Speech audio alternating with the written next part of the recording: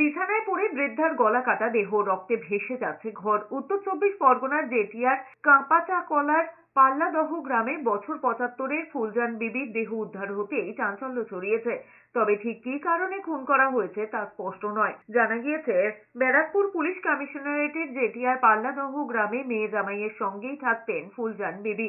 শুক্রবার বেলা হয়ে গেলেও ঘুম থেকে না ওঠায় সন্দেহ হয় মেয়ে রাজিয়া বিবির।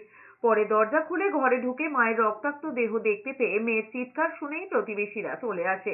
এরপরেই খবর দেওয়া হয় পুলিশে। তদন্তকারীদের অনুমান, ঘুমের মধ্যেই সম্ভবত বৃদ্ধাকে গলা কেটে খুন করা হয়েছে। তবে ঠিক কী কারণে খুন তা স্পষ্ট নয়।